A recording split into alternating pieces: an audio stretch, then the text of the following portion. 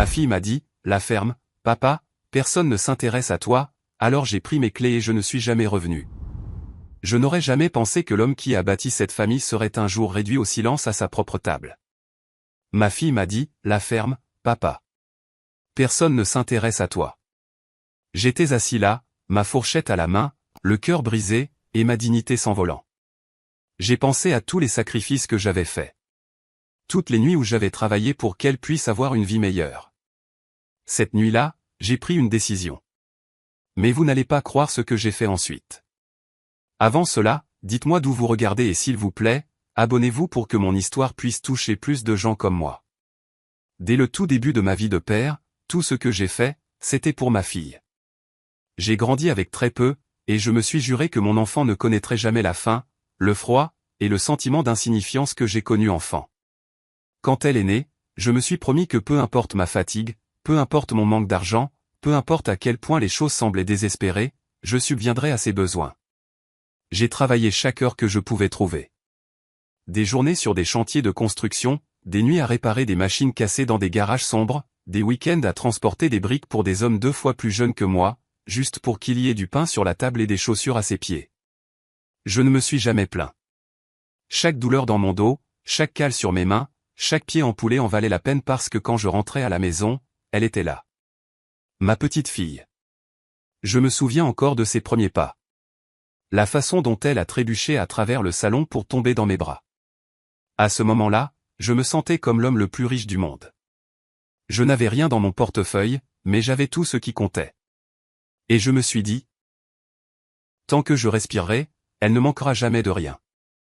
Quand l'école a commencé, j'ai payé chaque facture à temps. Je ne l'ai jamais laissé manquer une sortie scolaire. Je ne l'ai jamais laissé rester à la maison, embarrassé, parce que nous ne pouvions pas nous permettre un uniforme ou un livre. S'il fallait que je saute des repas pour qu'elle puisse déjeuner à l'école, je les sautais sans hésiter. Je me souviens d'être resté assis seul certains soirs, ne buvant que du thé pour dîner, pendant qu'elle dormait le ventre plein. Je souriais même si la faim me rongeait, parce que c'est ce que les pères sont censés faire. Quand elle a voulu aller à l'université, je n'ai pas hésité. J'ai vendu ma vieille voiture, celle que j'espérais réparer et conduire pendant mes années de retraite. J'ai contracté des prêts à mon nom. J'ai fait des heures supplémentaires jusqu'à ce que mes mains tremblent d'épuisement. Et quand elle a traversé la Seine dans sa toge, son diplôme à la main, j'ai pleuré comme un enfant. Pas parce que j'étais fatigué, pas parce que j'étais pauvre, mais parce que j'étais fier. Fier d'avoir tenu ma promesse. Puis est venu son mariage. Je l'ai regardée descendre l'allée, resplendissante comme sa mère l'était le jour de notre propre mariage. J'avais perdu ma femme des années plus tôt, mais à cet instant, c'était comme si elle était de nouveau avec moi, souriant à la famille que nous avions construite. J'ai payé pour la réception. Chaque fleur, chaque assiette, chaque chaise louée, tout venait de mes économies. Les gens me disaient que j'étais stupide, que ce n'était pas ma responsabilité. Mais comment aurais-je pu ne pas le faire? C'était ma fille. Son bonheur était mon devoir. Même après son mariage, j'ai continué à donner. Quand elle et son mari ont voulu une maison, j'ai aidé pour le prêt. J'ai co-signé les papiers, versé la compte, et je me suis assuré qu'ils ne commenceraient jamais leur mariage endetté. Chaque recoin de cette maison portait une part de moi. La peinture sur les murs, le jardin dans la cour, la lumière du porche qui les gardait en sécurité la nuit, j'avais rendu tout cela possible. Je me disais, cette maison sera toujours l'endroit où j'appartiens. Cette table aura toujours une place pour moi. Et oh, les dîners. Pour moi, les dîners de famille étaient sacrés. Ce n'étaient pas juste des repas. C'étaient des traditions, des fils nous reliant les uns aux autres. Quand ma femme était en vie, elle cuisinait le dimanche, et nous nous réunissions autour de la table, riant, nous disputant, racontant des histoires jusqu'à ce que les bougies se consument. Après son décès, j'ai essayé de maintenir cela en vie. Je voulais que ma fille et ses enfants sachent que s'asseoir à table, ce n'était pas une question de nourriture. C'était une question d'appartenance. Chaque fois qu'elle m'invitait à dîner, je mettais ma plus belle chemise, je cirais mes chaussures et j'apportais un petit cadeau pour les petits-enfants. Un livre, un puzzle, parfois des bonbons que leur mère disait qu'ils n'avaient pas besoin. Peu m'importait. Je voulais qu'ils se souviennent de leur grand-père avec chaleur, pas avec distance. Je voulais qu'ils entendent mes histoires, qu'ils sachent d'où ils venaient. Je leur parlais des années de guerre, de la construction de maisons à main nue, du rire de leur grand-mère. Je voulais qu'ils me voient non pas comme un vieil homme sur une chaise, mais comme une partie des fondations de leur vie. Assis à ces tables, je sentais que j'avais encore de l'importance, que je ne vieillissais pas simplement dans un coin, attendant d'être oublié. Je voyais ma famille, mon sang, réunis autour de moi, et je pensais, voilà pourquoi toutes ces années de sacrifice ont valu la peine. Voilà pourquoi j'ai travaillé jusqu'à ce que mes os me fassent mal. C'est mon héritage. C'est pourquoi l'insulte m'a blessé si profondément plus tard. Parce que pour moi, ces dîners n'étaient pas anodins. Il ne s'agissait pas de nourriture ou de routine. Ils étaient sacrés. Ils étaient la dernière parcelle de véritable appartenance qu'il me restait. Je n'avais plus ma femme. Mes amis étaient pour la plupart décédés. Mon corps était devenu frêle. Mais quand je m'asseyais à cette table, racontant une histoire à mes petits-enfants, je me sentais à nouveau entier. Et je croyais, bêtement peut-être, que ma fille comprenait cela, qu'elle y attachait autant de valeur que moi. Je ne m'attendais jamais à ce qu'elle voie mes paroles comme du bruit. Je n'ai jamais pensé que mes histoires étaient un fardeau. Je pensais que je donnais à ces enfants quelque chose que l'argent ne pourrait jamais acheter.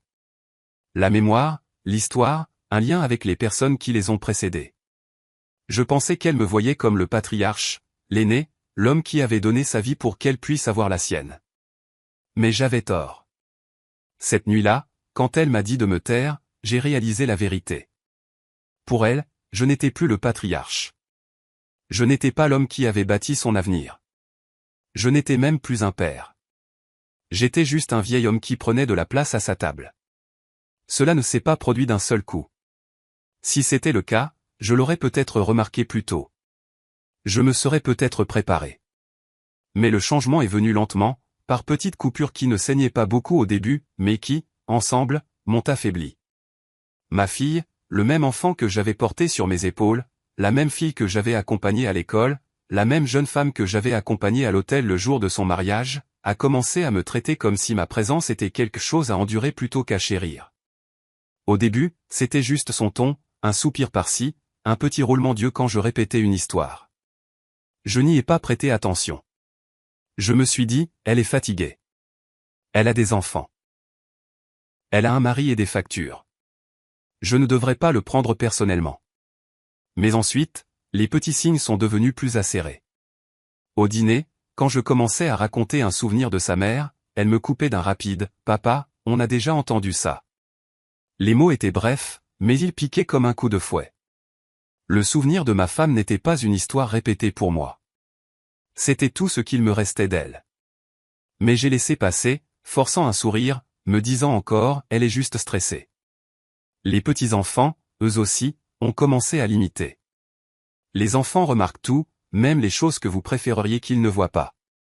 Quand je commençais à parler, ils jetaient parfois un coup d'œil à leur mère d'abord, comme s'ils attendaient de voir si mes paroles valaient la peine d'être écoutées. D'autres fois, ils gloussaient et levaient les yeux au ciel comme elle. Ils n'étaient pas cruels.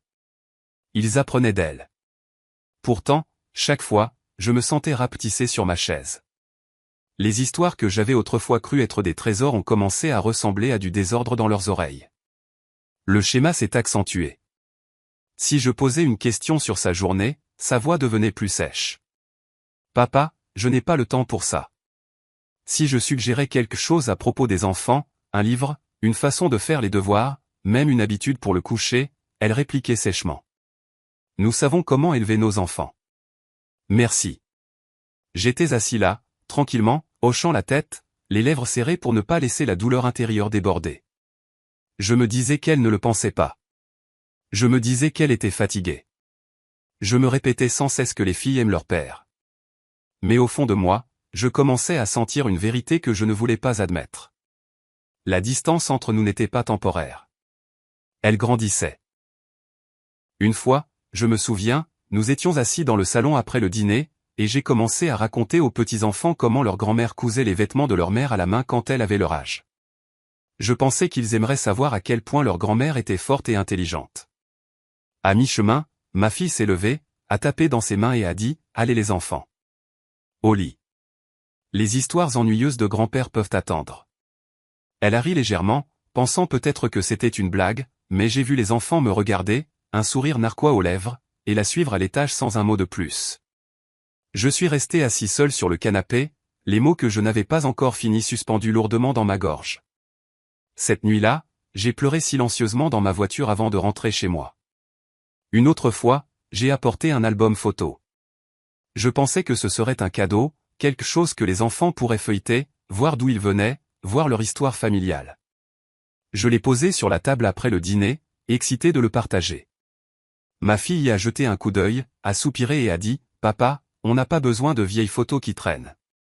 S'il te plaît, n'encombre pas la maison avec ça. » Elle a repoussé l'album, et j'ai senti quelque chose en moi se plier en deux. Ce n'était pas juste des photos. C'était ma vie. C'était sa vie.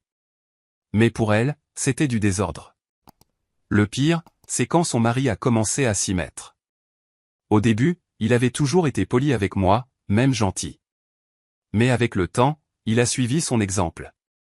Quand je parlais trop longtemps, je le surprenais à sourire en coin derrière son verre ou à échanger un regard avec elle qui disait, sans mots, le voilà reparti.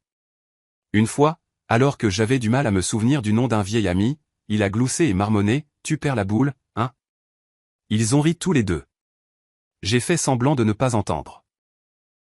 Pourtant, je me suis dit de supporter. Je me suis souvenu des nuits où je suis resté debout pendant qu'elle était malade enfant, lui tenant la main jusqu'à ce que sa fièvre tombe. Je me suis souvenu des matins où j'ai marché des kilomètres pour aller au travail juste pour qu'elle ait de l'argent pour le bus de l'école. Je me suis souvenu de la façon dont elle me serrait fort dans ses bras quand je rentrais du travail, mes vêtements trempés de sueur, en chuchotant « Tu m'as manqué, papa ». Comment pouvais-je jeter tout cet amour juste parce qu'elle était devenue sèche, impatiente, froide? Non, me suis-je dit. C'est juste une saison. Les familles traversent des saisons. Elle s'adoucira à nouveau. Elle se souviendra. Mais au fil des mois, la distance est devenue plus froide, plus dure, comme un hiver s'installant pour de bon. J'ai remarqué qu'elle ne m'appelait que si elle avait besoin de quelque chose. J'ai remarqué qu'elle ne demandait pas comment j'allais. Même alors que ma santé commençait à montrer son âge, j'ai remarqué que lorsque je parlais à table, la pièce devenait plus lourde, pas plus légère. Je n'étais plus une source de joie. J'étais une obligation. Je l'ai ignoré aussi longtemps que j'ai pu. J'ai souri quand ils se sont moqués de moi. Je suis resté silencieux quand ils m'ont ignoré. Je me suis dit, elle est stressée. Elle ne le pense pas, mais la vérité se rapprochait chaque jour, attendant le moment où je ne pourrais plus la nier. Je n'étais plus son père à ses yeux. J'étais juste un vieil homme qui avait survécu à son utilité. Et puis est venue la nuit à table. La nuit où elle m'a dit de me taire. C'est là que toutes les petites coupures se sont rejointes et ont saigné d'un seul coup. Cette nuit-là devait être ordinaire.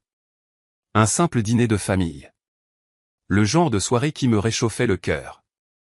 Le genre de rituel qui faisait que toutes les années de sacrifice en valaient la peine. La longue table à manger était dressée avec les plats qu'elle avait cuisinés. Les petits-enfants étaient assis à leur place habituelle, et moi, comme toujours, j'étais assis près du bout, le dos droit, les mains jointes, prêt à faire partie de leur monde. Pour moi, ces rassemblements étaient sacrés. Ils étaient le battement de cœur de la petite famille qu'il me restait. J'étais venu vêtu de ma plus belle chemise, fraîchement repassée, mes chaussures cirées, parce que même à mon âge, je voulais montrer du respect. Je voulais qu'ils voient que j'étais présent non pas comme une ombre, mais comme leur père, leur grand-père, l'homme qui avait jeté les bases de tout cela. La nourriture a circulé, les assiettes se sont remplies, les rires fusaient ici et là.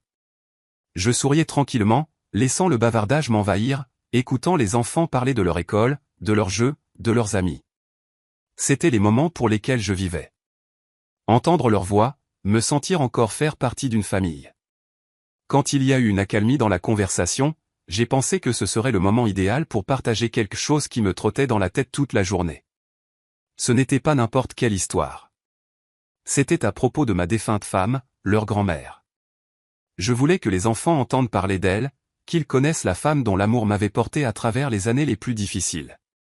Je me suis raclé la gorge doucement et j'ai commencé, vous savez, quand votre grand-mère avait votre âge, elle avait l'habitude de... Ma voix était posée, calme, remplie de la tendresse du souvenir. Mais avant que je puisse finir, j'ai vu ma fille se raidir. Ses yeux se sont plissés, ses lèvres se sont serrées en une ligne fine. Et puis, tranchant comme un couteau au milieu du repas, elle a lâché, la ferme, papa. Personne ne s'intéresse à toi. Les mots sont restés suspendus dans l'air. Lourds, brutaux, définitifs. Ma fourchette s'est figée à mi-chemin de ma bouche. Pendant un instant, j'ai cru avoir mal entendu. Sûrement ma fille, l'enfant que j'avais élevé avec amour, la femme pour qui j'avais tout sacrifié, n'aurait pas pu me dire ça. Pas ici, pas devant ses enfants, pas avec un tel venin. Mais il n'y avait pas d'erreur. Sa voix avait été claire, assez forte pour que tout le monde à table l'entende. Pire que ces mots, il y a eu le son qui a suivi, le rire de son mari. Il ne s'est pas précipité pour adoucir le coup. Il n'a pas dit « Allons, c'est un peu trop ». Au lieu de ça, il a gloussé, comme si l'humiliation de son père était quelque chose d'appréciable. Ce rire a rendu le silence autour de la table insupportable. Les petits-enfants ont baissé les yeux sur leurs assiettes, évitant mon regard. Ils ne m'ont pas défendu, mais je ne pouvais pas les blâmer. C'étaient des enfants. Ils apprenaient à ce moment-là comment me traiter, apprenant de la femme même que j'avais autrefois portée dans mes bras. Le plus jeune s'agitait avec sa cuillère, les joues rouges de honte. L'aîné faisait semblant de boire de l'eau, bien que ses mains tremblent légèrement. J'ai tout vu, et j'ai compris. Ils sentaient le poids de l'insulte, eux aussi. Mais ils n'avaient pas le pouvoir de l'arrêter. À l'intérieur, mon cœur s'est fissuré.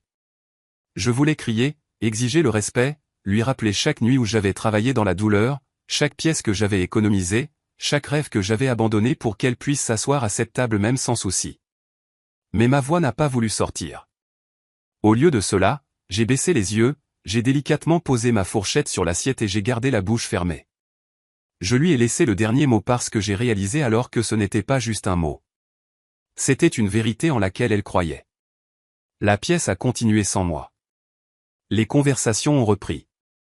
Les rires sont revenus. Mais je suis resté assis là comme un fantôme, invisible, humilié. Chaque son semblait lointain, comme si je ne faisais plus partie d'eux, juste un intrus à une table qui était autrefois la mienne. Ma fille ne m'avait pas seulement réduit au silence, elle m'avait dépouillé de ma dignité devant la famille même que j'avais bâtie. Ce moment a tourné en boucle dans ma tête alors que le repas s'éternisait. J'ai pensé à ma femme, comment elle aurait pleuré si elle avait vu sa fille me parler de cette façon. J'ai pensé aux années d'amour que j'avais investies pour l'élever, pour qu'elle me le rende avec mépris. Et je me suis vu assis là, ravalant tranquillement la douleur, faisant semblant d'être calme pour que les petits-enfants ne me voient pas craquer. Quand les assiettes ont été débarrassées et que la soirée s'est terminée, j'ai repoussé ma chaise lentement et je me suis excusé. Personne ne m'a arrêté. Personne ne m'a demandé si j'allais bien. Personne n'a même remarqué la façon dont ma main tremblait en prenant mon manteau.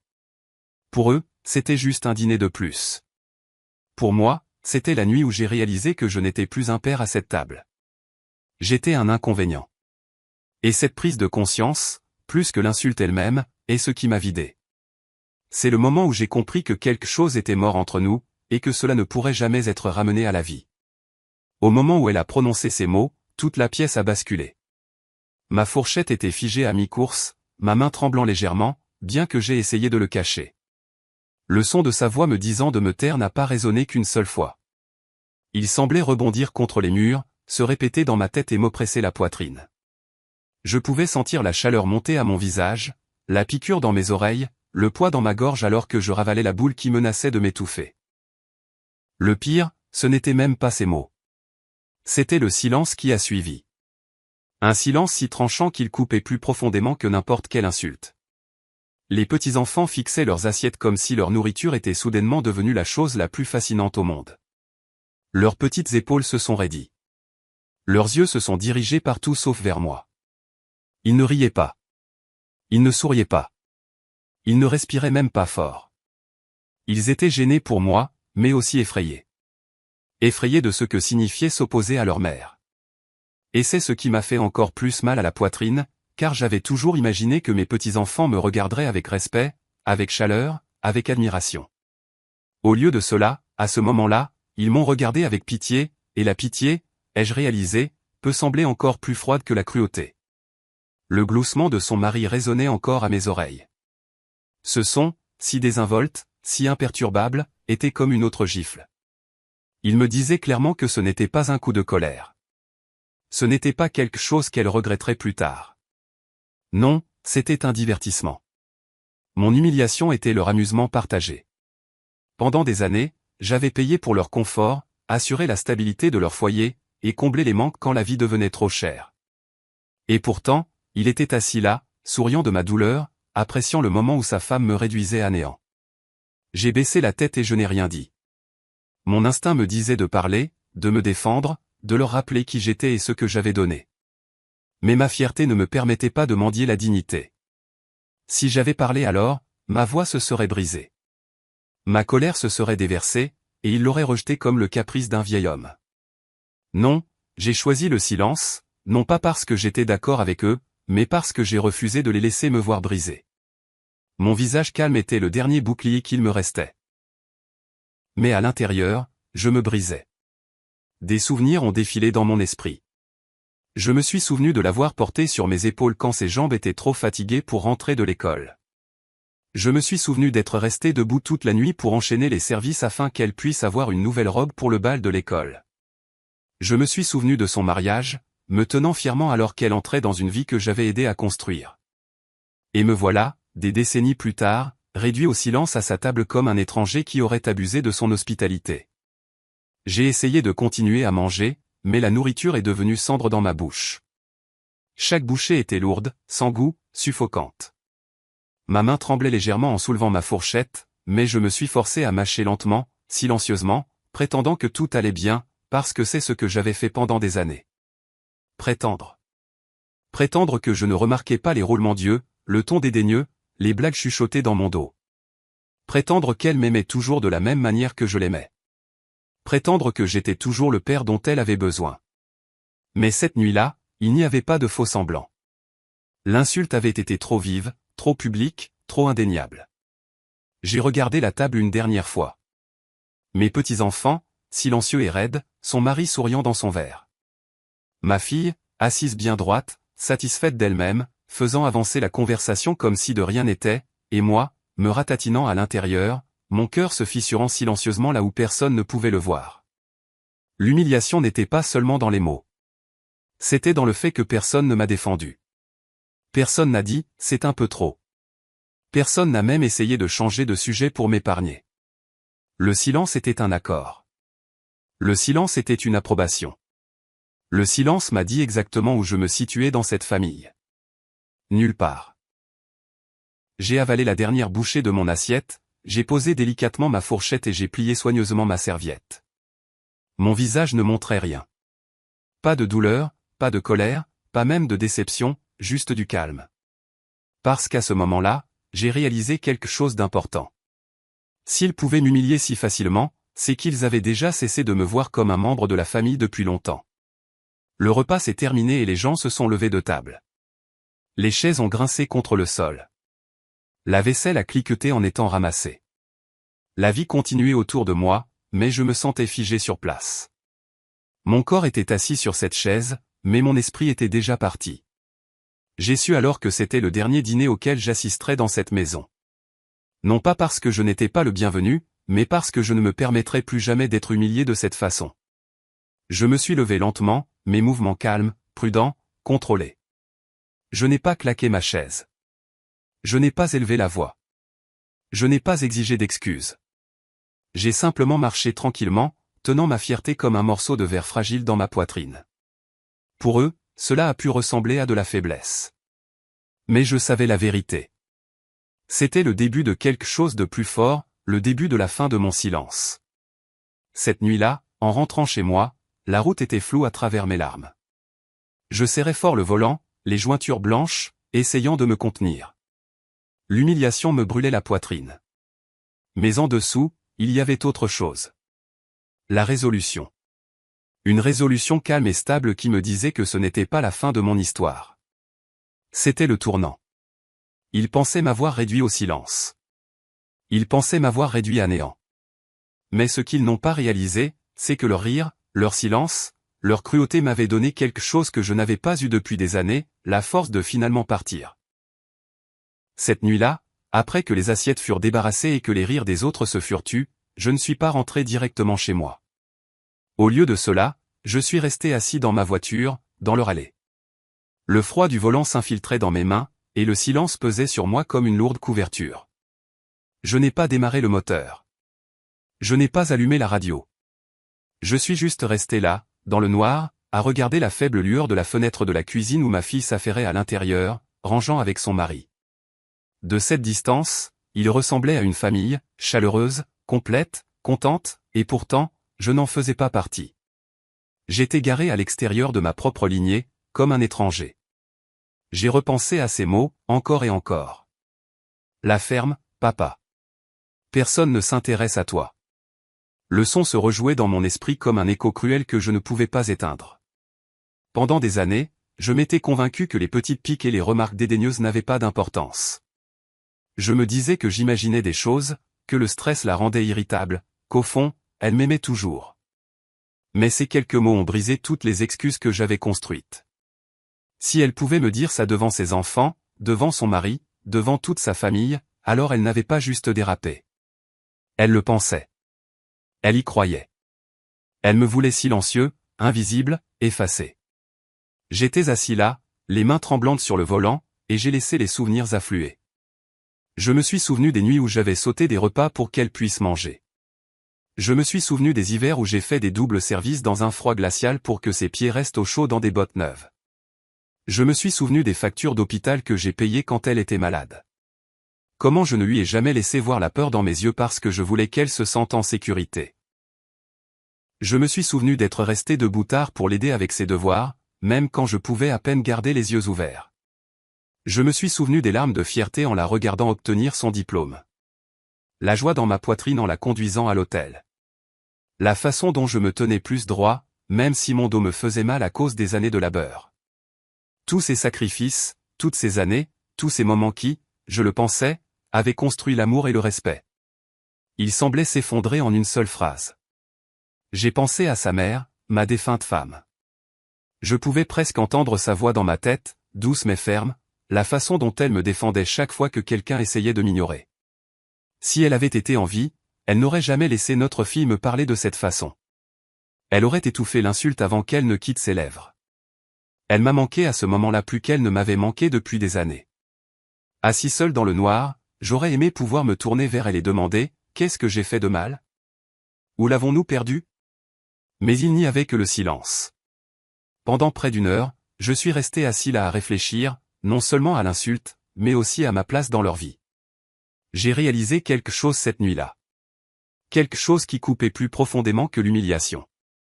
J'ai réalisé que je n'étais plus un père à ses yeux. Je n'étais plus l'homme qui avait pourvu, qui avait porté, qui avait construit sa vie pièce par pièce. Pour elle, j'étais un inconvénient, une histoire qui se répète, une chaise qui prend de la place à table. Je n'étais plus de la famille. J'étais un invité qu'elle tolérait, jusqu'à ce que je parle trop. Et cette vérité a brisé en moi quelque chose qui ne pourrait jamais être réparé. Des larmes me brûlaient les yeux, bien que j'ai essayé de les chasser. J'ai appuyé mon front contre le volant, chuchotant des prières dans le silence. J'ai demandé de la force, de la clarté, le courage de faire ce que je savais maintenant devoir être fait. Parce qu'une chose est devenue claire dans cette allée. L'amour ne signifie pas se laisser humilier. Le sacrifice ne signifie pas renoncer à sa dignité. Et le silence, bien qu'il m'ait protégé à table, ne pouvait plus être ma seule réponse. J'ai pensé à tout ce que je leur avais donné dans ma vie. L'argent, le temps, la sueur, les années, tout cela investi pour assurer le bonheur de ma fille. Et qu'est-ce que cela m'avait apporté ? Une place à une table où mes paroles n'étaient pas les bienvenues. Un rôle dans une famille où ma présence était tournée en dérision. Une vie où j'étais devenu invisible dans la maison même que j'avais aidé à construire. Alors que la nuit devenait plus froide, j'ai pris une décision. Tranquillement, sans colère, sans crier, sans exiger d'excuses. J'ai décidé que ce serait la dernière insulte que je subirais. Il n'y aurait pas de seconde chance, pas d'espoir de changement, pas d'attente de mots plus doux qui ne viendraient jamais.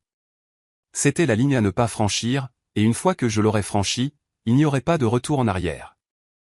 J'ai finalement démarré le moteur, mais je ne suis pas rentré chez moi avec le même poids que je ressentais auparavant.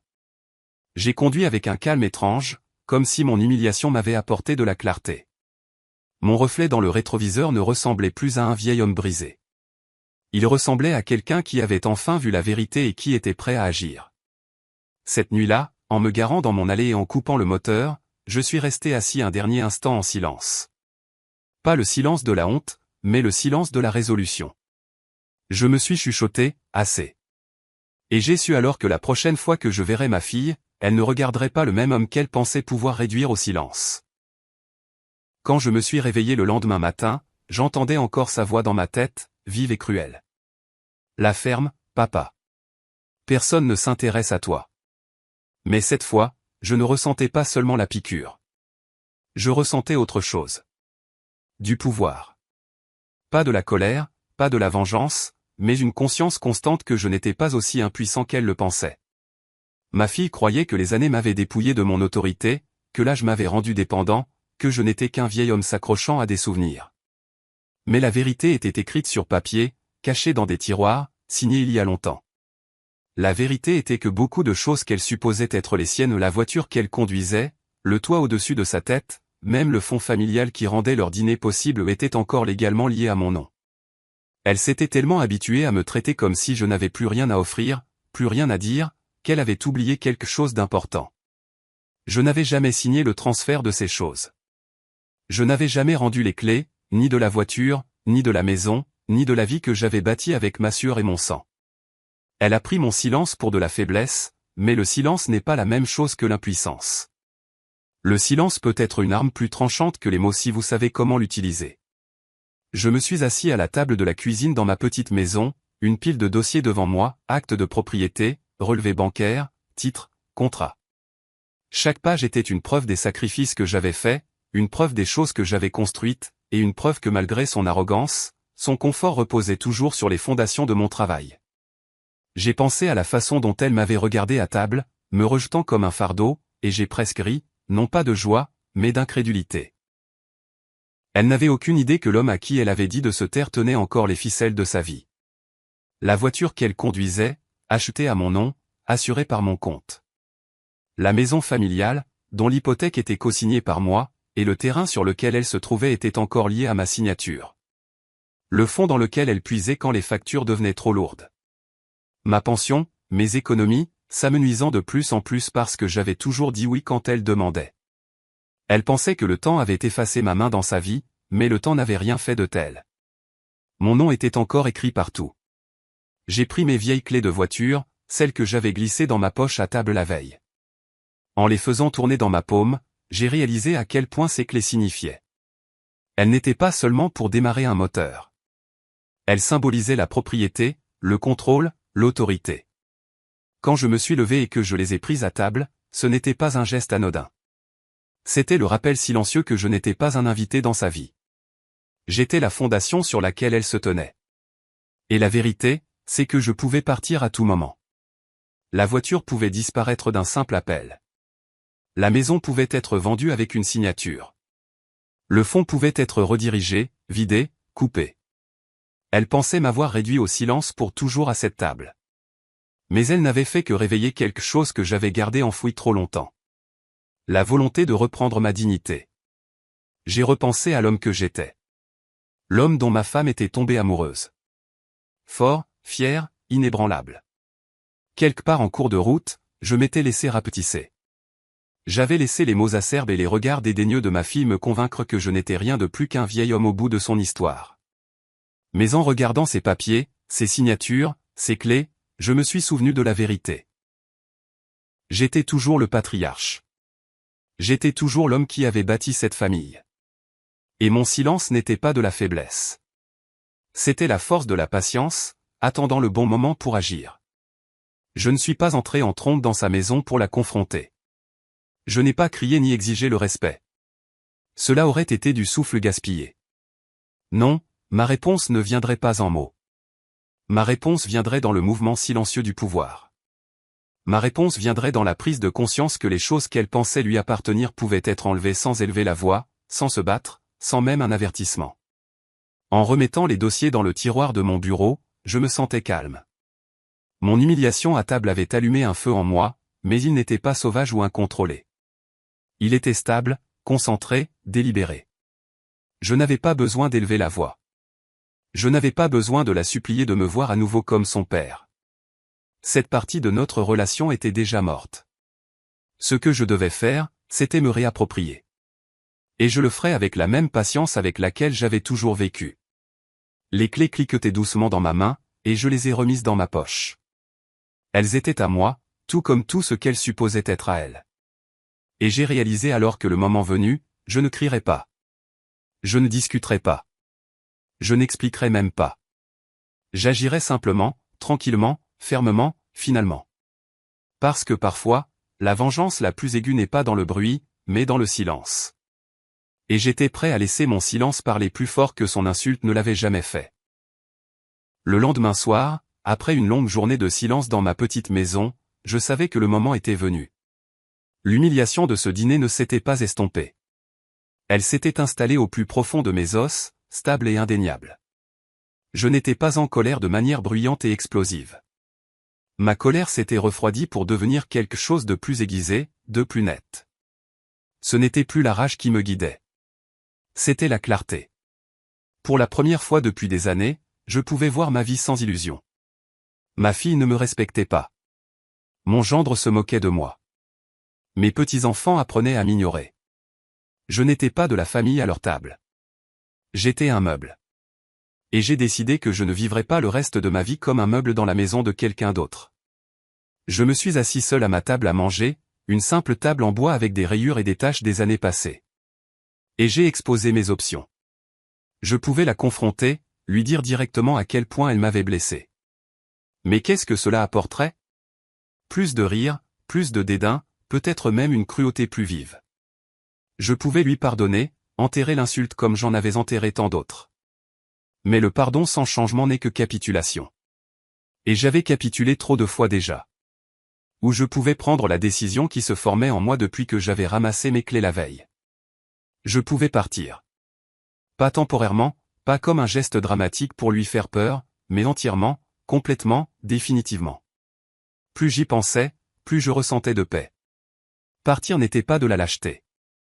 C'était de la survie. C'était de la dignité. J'ai réalisé que je m'étais accroché à l'espoir qu'un jour elle me verrait à nouveau comme son père, comme l'homme qui lui avait tout donné. Mais l'espoir m'avait aveuglé. Chaque année, elle était devenue plus froide, plus dédaigneuse, plus cruelle. Et chaque année, je me disais que c'était temporaire. Mais la vérité était là, dans ces mots. Personne ne s'intéresse à toi. Ce n'était pas le stress qui parlait.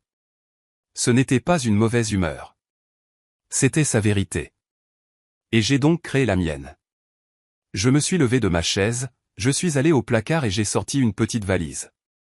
Pas la grande que j'utilisais pour les longs voyages, mais la petite, celle que l'on emporte quand on ne prévoit pas de revenir. Lentement, méthodiquement, j'ai commencé à faire mes bagages. Quelques chemises, un pantalon, mon manteau chaud, la photo de ma femme que je gardais sur ma table de chevet, et le dossier de papiers importants que j'avais examiné la veille. Je n'ai pas pris grand-chose. Je n'avais pas besoin de grand-chose. Pour la première fois depuis des décennies, je faisais mes valises pour moi-même. Pas pour un voyage en famille, pas pour les besoins de quelqu'un d'autre, juste pour moi. En pliant mes vêtements, j'ai pensé à la vie que je laissais derrière moi. La maison que ma fille supposait être un jour la sienne, le fond dans lequel elle puisait sans gratitude, la voiture qu'elle pensait posséder, tout cela était lié à moi. Tout cela resterait mien jusqu'à ce que j'en décide autrement. Et je savais qu'en partant, je commencerais le processus pour retirer son nom de tout. Le testament, les comptes, les actes de propriété. Mon silence à cette table avait été la dernière chose qu'elle entendrait de moi.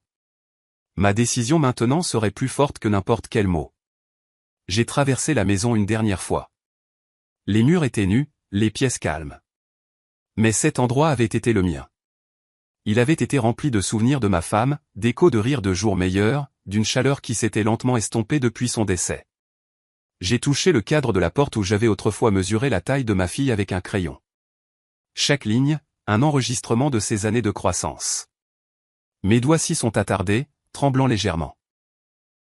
Pendant un instant, j'ai ressenti une pointe de chagrin. Pas pour la maison, pas pour les choses, mais pour l'amour qui avait autrefois vécu ici. L'amour qui était mort au moment où elle m'a dit de me taire.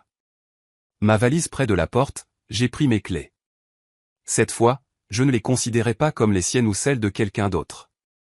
Elles étaient à moi, symbole de ce que je contrôlais encore, de ce qu'elle ne pourrait jamais me prendre. Je les ai glissés dans ma poche, j'ai redressé le dos et je me suis chuchoté, c'est la dernière fois. La dernière fois que je mangerai à sa table. La dernière fois que je subirai son mépris.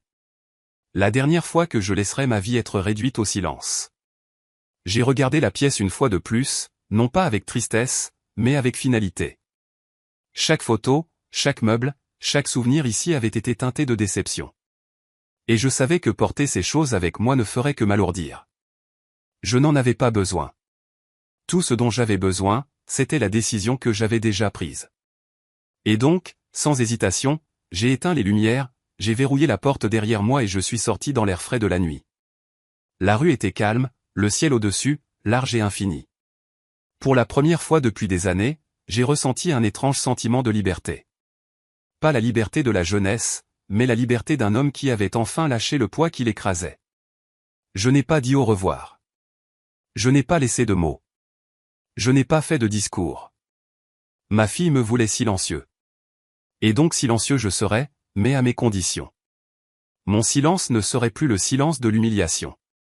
Ce serait le silence du départ, le silence d'une porte qui se ferme, le silence d'un homme qui reprend sa dignité.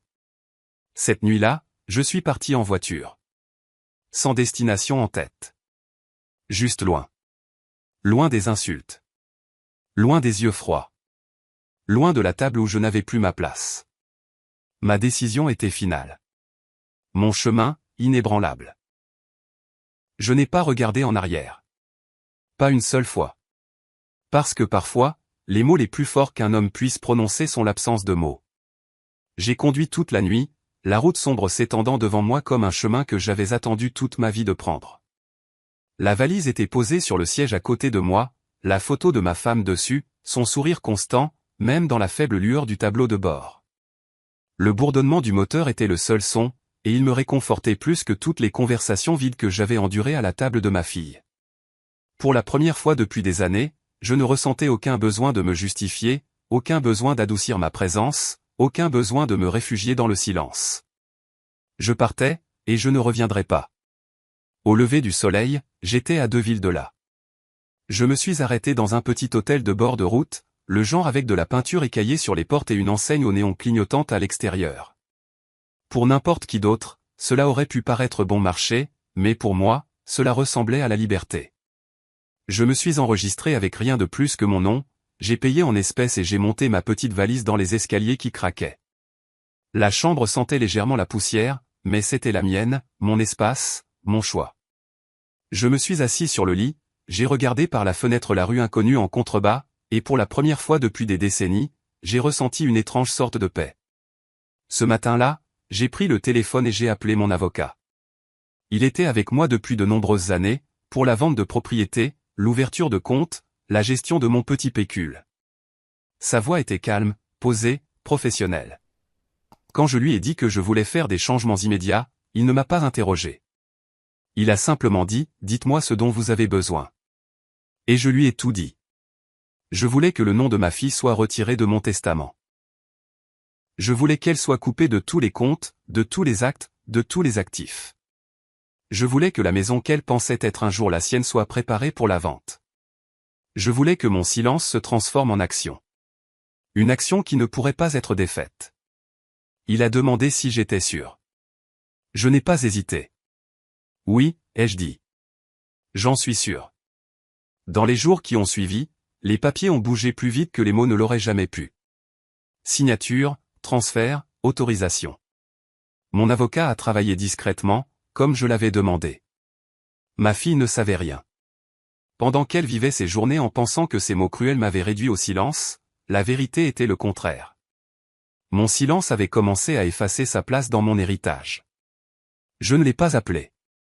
Je n'ai pas discuté. Je n'ai pas expliqué. Il n'y avait plus rien à expliquer. Le soir, je m'asseyais près de la fenêtre de ce petit hôtel, regardant la rue calme, et je pensais à ce que je faisais. Était-ce dur?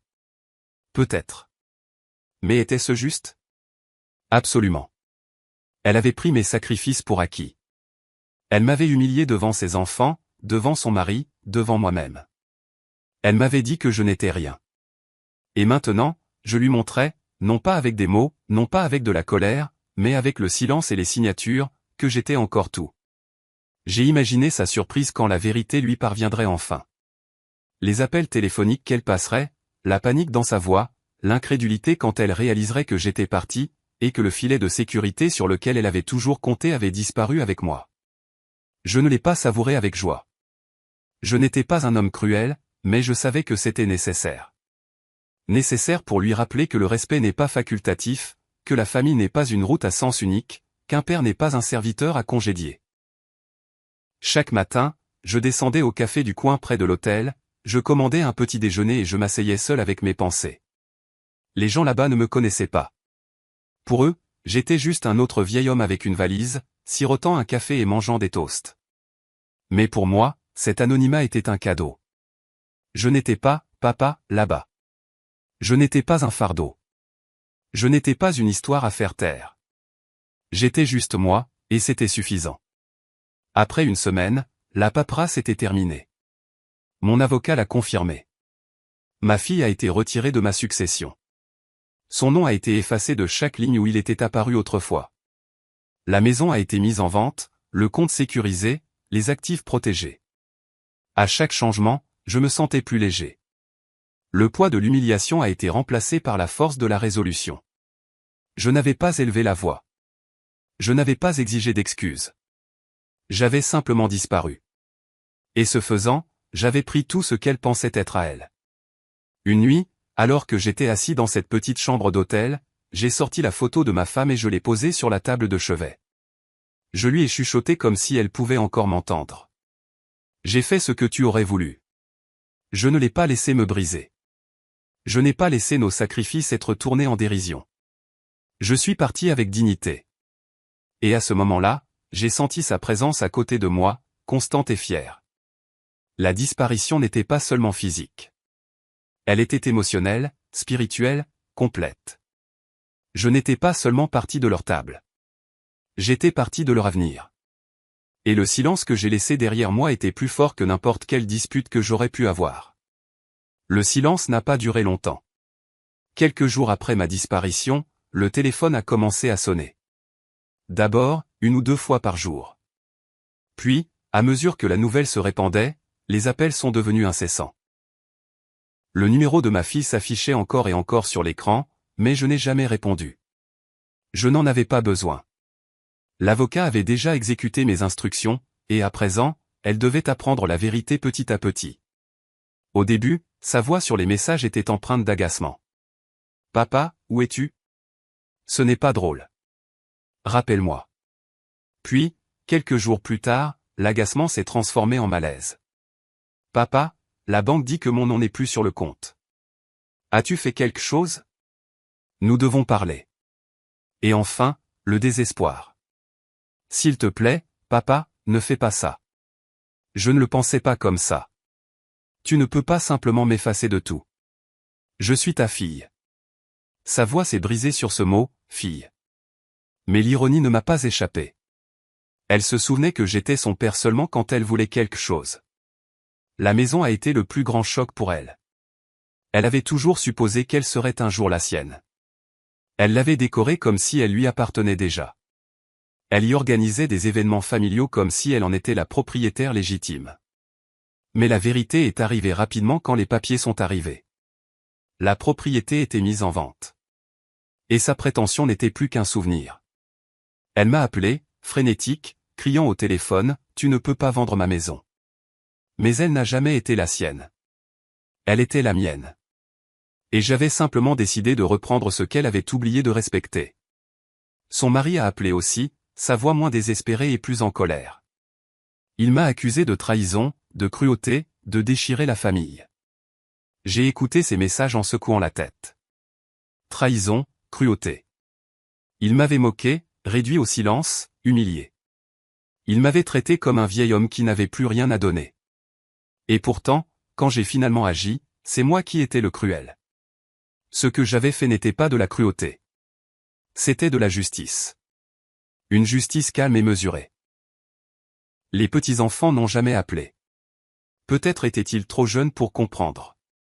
Ou peut-être étaient-ils protégés de la vérité. Mais je pensais souvent à eux. J'espérais qu'un jour, quand ils seraient plus âgés, ils regarderaient en arrière et comprendraient que le silence a des limites, que le respect n'est pas facultatif, que même l'homme le plus doux peut choisir de partir. Mon avocat m'a envoyé des mises à jour. La panique de ma fille s'est transformée en résignation une fois qu'elle a réalisé qu'il n'y avait pas de retour en arrière possible. Les papiers étaient signés. Les ventes étaient finales. Les comptes étaient scellés. Elle n'avait aucune réclamation légale, aucun pouvoir pour défaire ce qui avait été fait. Mon silence avait parlé plus fort que son insulte ne l'aurait jamais pu. Et moi? Je n'ai pas jubilé. Je n'ai pas célébré. J'ai simplement respiré plus facilement. Le poids d'attendre son amour. La douleur d'espérer son respect, la peine de subir l'humiliation, tout cela s'est envolé. Je n'attendais plus d'appels qui ne venaient jamais. Je ne m'asseyais plus à une table où mes paroles n'étaient pas désirées. Je ne vivais plus une demi-vie dans l'ombre du manque de respect. Elle m'avait dit de me taire. C'est ce que j'ai fait. Mais mon silence ne signifiait pas la défaite. Il signifiait le départ.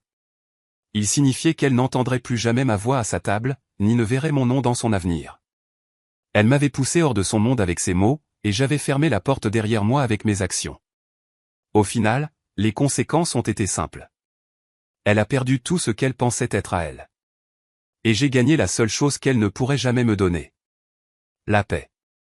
Aujourd'hui, je suis assis dans un endroit loin de cette table.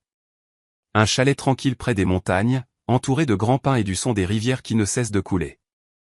L'air ici est vif, pur, intact de l'amertume que j'ai laissée derrière moi. Le matin, je me réveille au chant des oiseaux au lieu de voix acerbes.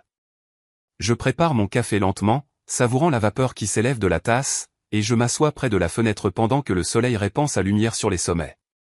Il n'y a pas de tension dans l'air, pas de poids sur ma poitrine, pas de peur des mots cruels qui pourraient venir. Il n'y a que la paix. Au début, le silence semblait étrange. Pendant tant d'années, j'avais vécu dans le bruit de la famille, le bavardage des petits-enfants, la voix réprobatrice de ma fille, l'écho de rires qui ne m'étaient pas destinés. Mais ce silence est différent. Ce n'est pas le silence de l'humiliation. C'est le silence de la dignité. Ici, quand je choisis de ne pas parler, c'est parce que je suis content, pas parce qu'on me fait taire. Je prends mes repas seul, oui, mais je le fais avec fierté, pas avec honte. Chaque bouchée a le goût de la liberté. Chaque souffle est une reconquête. Je me suis créé un nouveau rythme. Le matin, je marche lentement le long des sentiers de terre, ma canne à la main, saluant de la tête des voisins qui ne connaissent pas mon histoire et n'ont pas besoin de la connaître. Pour eux, je suis juste un autre vieil homme qui aime l'air frais et les longues promenades, et c'est suffisant. L'après-midi, je lis des livres pour lesquels je n'avais jamais eu le temps quand je travaillais et me sacrifiais, des histoires qui m'emmènent loin de mon propre passé. Le soir, je m'assois près du feu, la photographie de ma défunte femme sur la cheminée.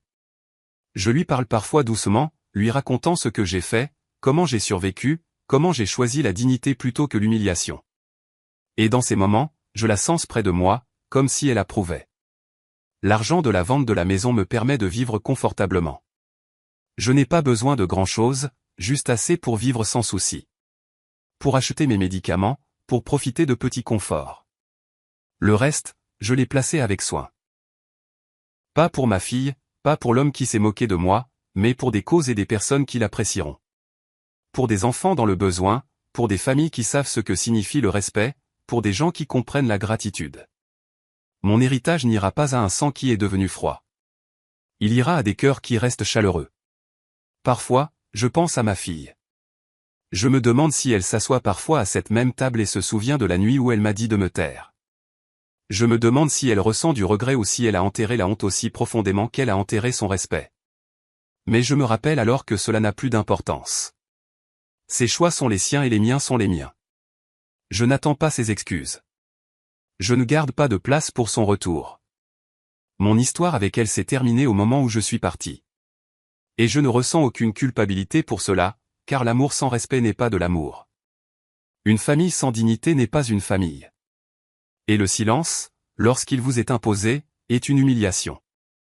Mais le silence choisi de votre propre chef est un pouvoir. Alors je reste ici, dans mon petit chalet dans les montagnes, vivant tranquillement, vivant librement. Je n'ai pas besoin de grands gestes. Pas de soif de vengeance au-delà de ce que j'ai déjà fait. Ma paix est suffisante. Ma dignité est intacte. Mon cœur, bien que marqué de cicatrices, est stable. Ma dernière pensée est la suivante. Elle m'a dit de me taire. C'est ce que j'ai fait. Et dans mon silence, j'ai pris tout ce qu'elle pensait être à elle.